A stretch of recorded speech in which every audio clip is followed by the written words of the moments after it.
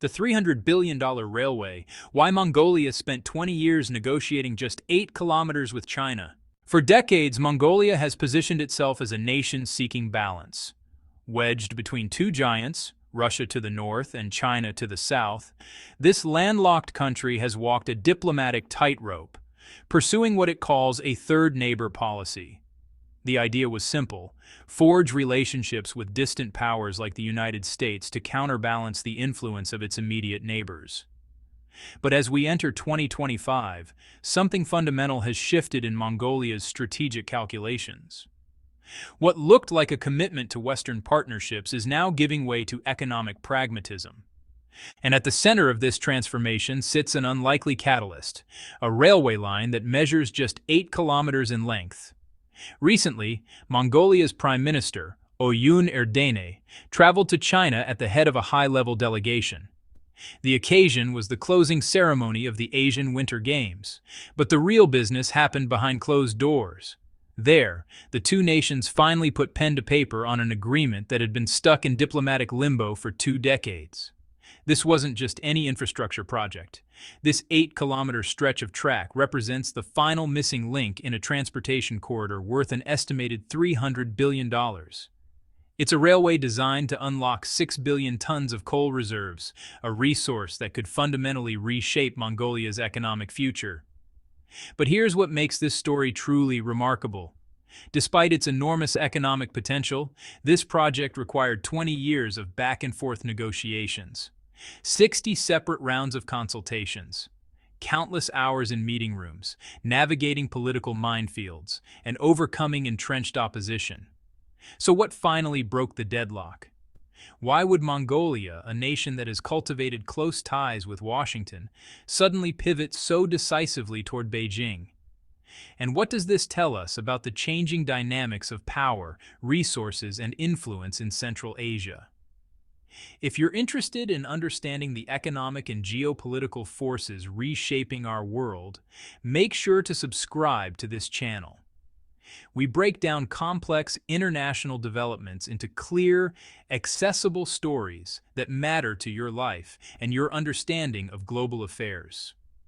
Now, let's dive deep into this story, a tale of minerals, money, politics, and the hard realities of geography. Mongolia's geography.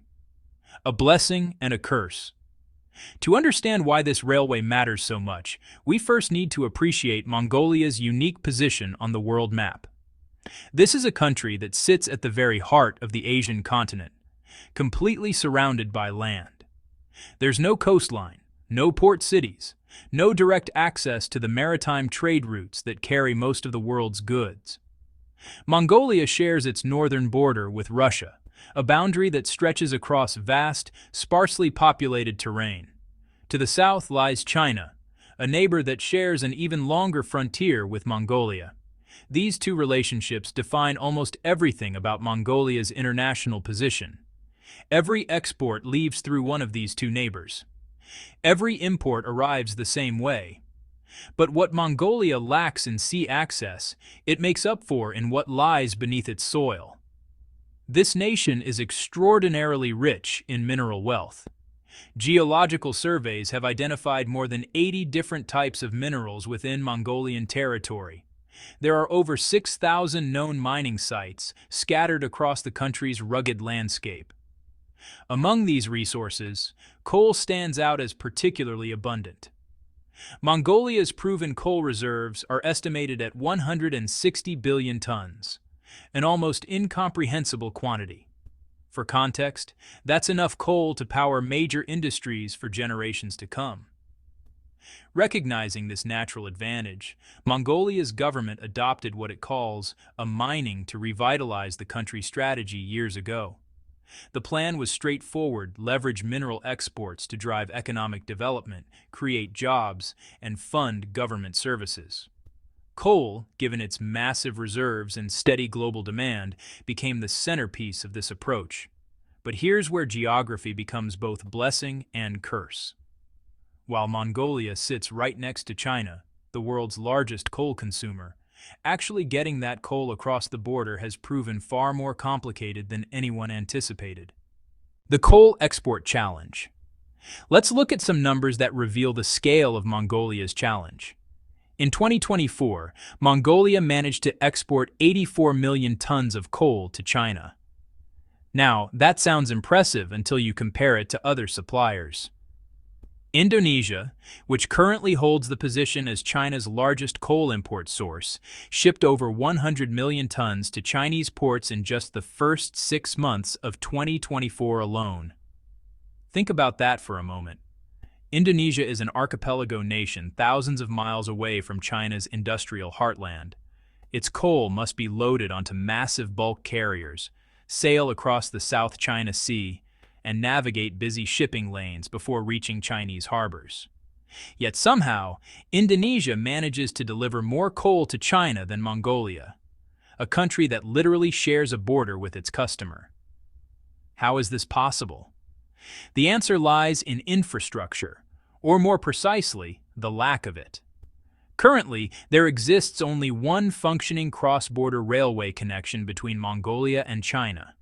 This line runs through the Erlianhot port, and it faces multiple limitations. First, it's located far from many of Mongolia's major coal-producing regions, which means coal must travel significant distances within Mongolia before even reaching the international connection point. Second, this railway doesn't exclusively serve coal transport. It's also a critical link for cargo moving between China and Russia, which means it must juggle competing demands for capacity. The result is a severe bottleneck. The Erlianhot crossing can handle only about 20 million tons of coal annually. That's less than a quarter of what Mongolia currently exports, and nowhere near what it could potentially ship if the infrastructure existed. So what happens to the remaining coal? It travels by truck. Thousands upon thousands of heavy-duty trucks make the journey across the Mongolia-China border every single day. These vehicles kick up dust as they traverse the Gobi Desert, forming queues that sometimes stretch for 20 kilometers at border crossing points. The process is slow, expensive, and highly inefficient. Here's a striking comparison. It costs more to transport coal by truck from Mongolia's mines to the Chinese border than it does to ship the exact same commodity from Australia all the way to China by ocean freight. Let that sink in. A journey of a few hundred kilometers by road is more expensive than a maritime voyage of thousands of miles.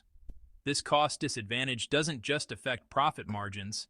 It makes Mongolian coal less competitive in the Chinese market, limiting how much can be sold and at what price. 20 years of negotiations. Recognizing this problem, Chinese and Mongolian officials began discussing a dedicated coal railway as far back as 2003. Initial research and planning work started in 2004. By 2008, the two governments had opened formal negotiations on the project.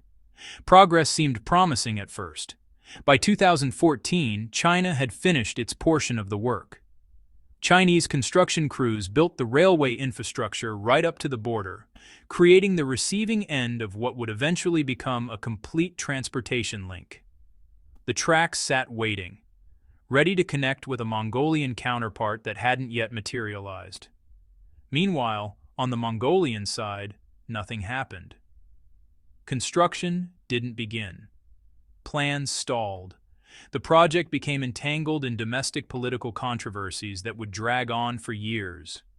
This wasn't a simple delay caused by technical challenges or funding shortfalls. The railway became a political football, kicked back and forth between different factions within Mongolia's government. Construction licenses were issued, then revoked, issued again, then canceled once more. This pattern repeated itself 4 separate times over the course of the negotiations. Each year that passed without the railway cost Mongolia dearly. Government analysts estimated that the country was losing over $1 billion annually due to the inefficient transportation system. That's money that could have funded schools, hospitals, and infrastructure throughout the nation. Instead, it evaporated into the economic losses created by relying on truck transport. But the financial cost wasn't the only factor at play. The railway debate became a proxy battle over something much larger: Mongolia's relationship with China and its overall strategic direction. The political battlefield. To understand why an 8-kilometer railway became so controversial, we need to examine Mongolia's domestic political landscape and the powerful interests that opposed the project. First, there were the economic stakeholders who benefited from the status quo. An entire industry had grown up around truck-based coal transportation.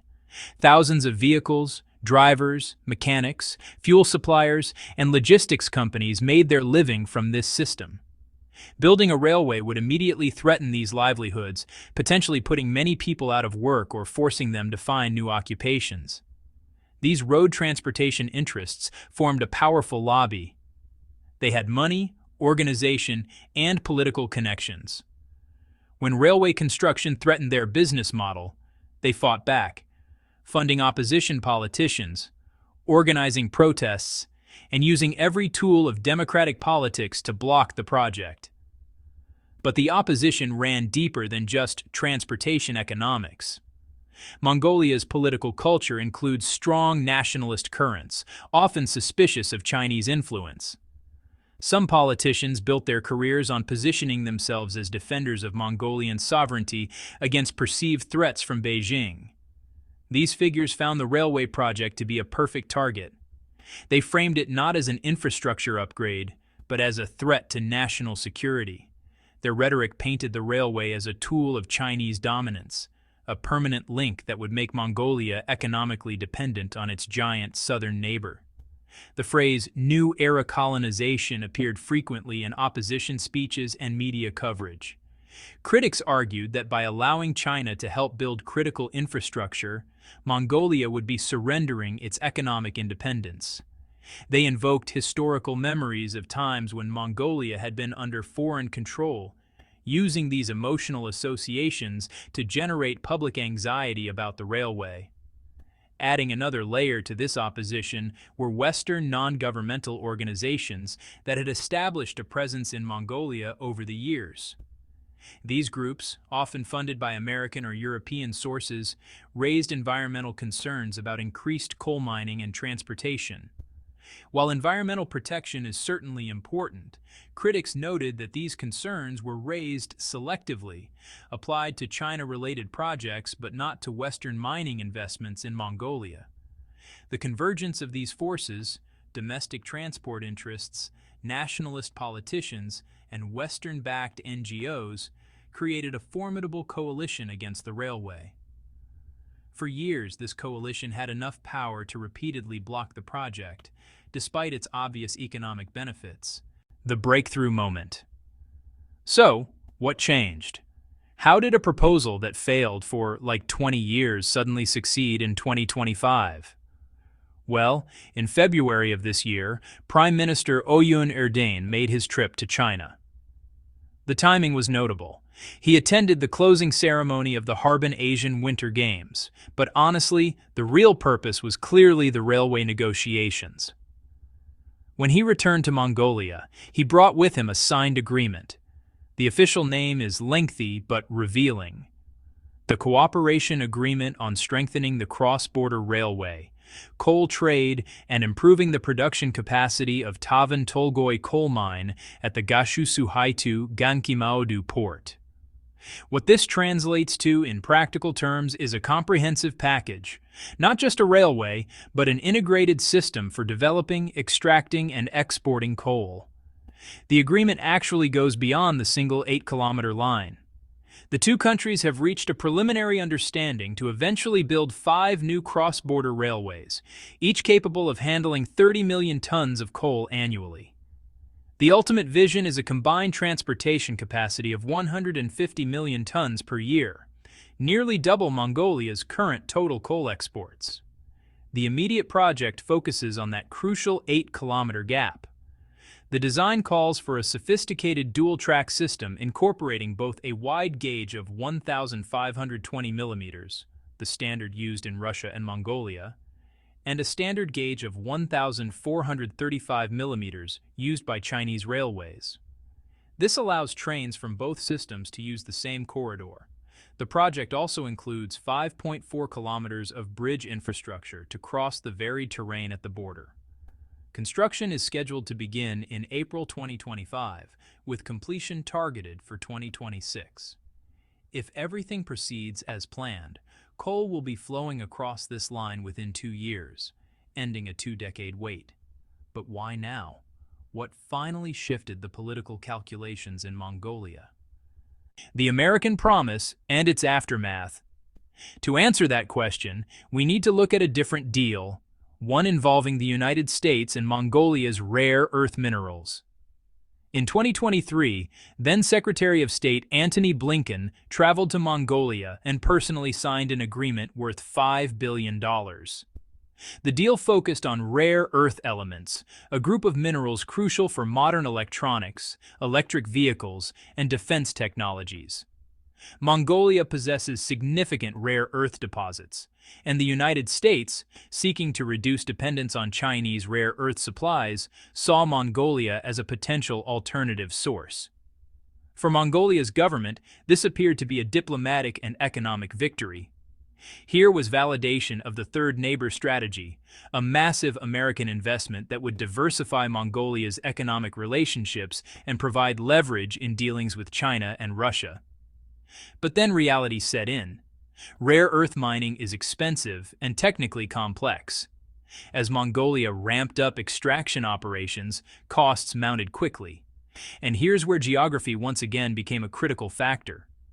How would Mongolia actually export these rare earths? The most efficient route would be through Chinese ports. But China, understandably protective of its own rare earth industry, was not inclined to help a competitor. Mongolia found itself with increasing quantities of valuable minerals but no cost-effective way to get them to market. The American commitment also began to look less solid than initially presented, as maintenance costs for rare earth operations continued to rise, and as political priorities in Washington shifted, the Mongolian government started to question whether the American partnership would deliver the promised benefits. Meanwhile, a different set of numbers told a different story, one about coal and immediate revenues. In 2024, Mongolia's coal exports to China surged dramatically. The total reached 84 million tons, up from approximately 50 million tons in previous years. This coal generated at least $8.6 billion in revenue for Mongolia, a sum representing more than 40% of the country's entire annual GDP. Read that again? Coal sales to China accounted for nearly half of Mongolia's economic output. This wasn't a minor trade relationship, it was the central pillar of the national economy. But here's the frustrating part for Mongolian planners. Roughly 75% of this coal still traveled by truck. Those endless convoys, those 20-kilometer queues at the border, those expensive logistics operations, all of this represented lost money and unrealized potential. Mongolia's Ministry of Finance calculated that delays and inefficiencies in coal transport were costing the country more than $1 billion every single year. Over the 20 years since railway discussions first began, these losses had accumulated into staggering sums. Government analysts ran another calculation that hit even harder.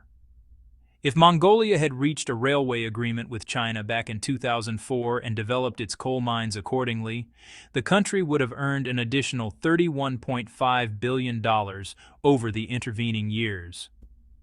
Divided across Mongolia's population of about 3 million people, that works out to roughly $10,000 per citizen. Money that could have funded better schools, healthcare, infrastructure, and social programs throughout the nation. These weren't abstract policy questions anymore. Every year without the railway meant measurable losses. Every political delay had a price tag attached to it. And as economic pressures mounted, including the complications with the rare earth deal, the Mongolian government faced a choice. Continue pursuing a strategy that looked good on paper, but delivered limited results, or embrace the economic relationship that actually drove the national economy. At the heart of this entire story sits one of the world's most valuable undeveloped coal deposits, the Tavan Tolgoi mine, Located in southern Mongolia's Gobi region, roughly 200 kilometers from the Chinese border, Tavan Tolgoi contains extraordinary coal reserves. This isn't ordinary thermal coal used for power generation. Much of it is high-quality coking coal, the specific type required for steel production.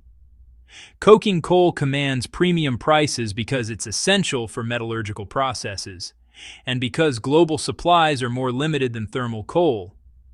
The total value of coal sitting in the Tavan Tolgoi deposit is estimated at over $300 billion.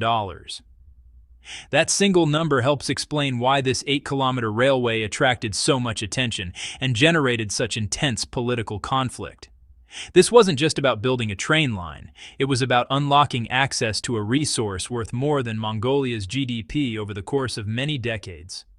Currently, coal from Tavan Tolgoi follows that inefficient route I described earlier. Soviet-era broad-gauge trains carry the coal about 80 kilometers from the mine. Then comes the transfer to trucks, approximately 2,000 heavy vehicles per day during peak operations. These trucks rumble across the Gobi Desert for hours before reaching the Genki-Ma-Odu port on the Chinese side of the border.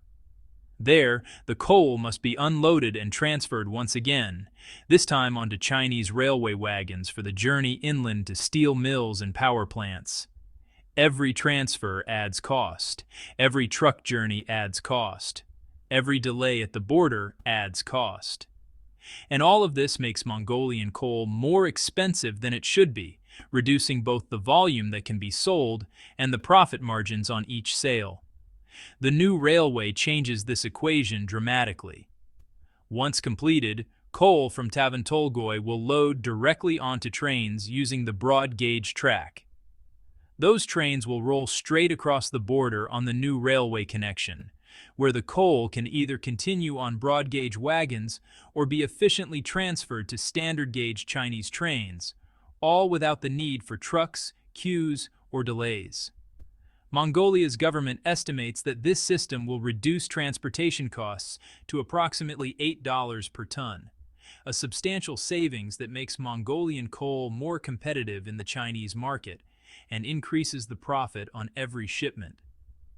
The initial phase of the railway is expected to handle between 30 and 50 million tons of coal annually. That represents 55 to 60% of Mongolia's current total coal exports, all flowing through a single efficient corridor. By 2030, if the expansion plans proceed as outlined, total China-Mongolia railway capacity could reach 180 million tons per year, equivalent to approximately 55 heavy freight trains crossing the border every single day. This kind of capacity would more than double Mongolia's coal export potential.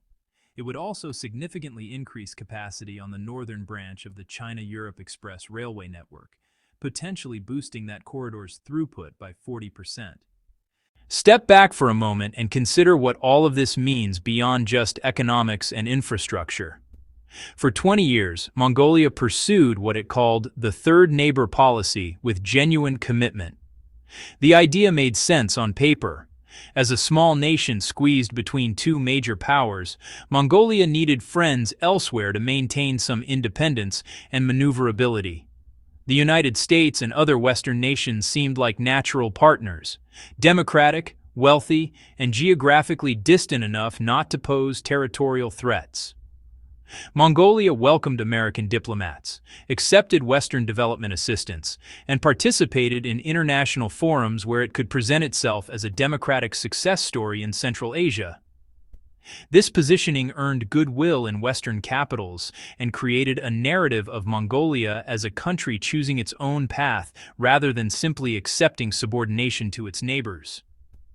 But strategies that sound good in diplomatic speeches must eventually confront hard realities. And the hardest reality for Mongolia is written in geography. It has two neighbors, and only two. Every export must cross one of those two borders. Every import arrives the same way. No amount of diplomatic creativity can change this fundamental fact. The rare earth deal with America highlighted this tension perfectly. The United States could sign agreements and make financial commitments, but it couldn't solve the basic logistical problem of how Mongolia would actually get its products to market. Washington is thousands of miles away across oceans and continents. Beijing is right next door, connected by land routes that have existed for centuries. Similarly, while Western NGOs could raise concerns about environmental issues or sovereignty questions, they couldn't offer Mongolia a realistic path to economic development that didn't involve close cooperation with China. The coal that generates 40% of Mongolia's GDP has exactly one major customer with practical access to Mongolian territory. This doesn't mean Mongolia was wrong to cultivate relationships beyond its immediate neighborhood. Diversification in foreign policy makes sense, especially for a small country. But there's a difference between diversification and denial of reality. Mongolia's leaders appear to have concluded that they cannot wish away their geography or pretend that distant partnerships can substitute for functional relationships with immediate neighbors. The railway agreement represents this recognition. It's an acknowledgement that opposing Chinese infrastructure proposals for political reasons ultimately hurt Mongolia more than it constrained China. It's a decision that economic development and the welfare of Mongolia's citizens must take priority over abstract concerns about dependency. Sometimes large numbers become abstract. Billion-dollar losses and decade-long delays turn into statistics that don't fully capture the human impact. So let's bring this down to a more personal level. Mongolia has a population of approximately 3.2 million people, small by global standards, but each person representing an individual life, family, and set of dreams.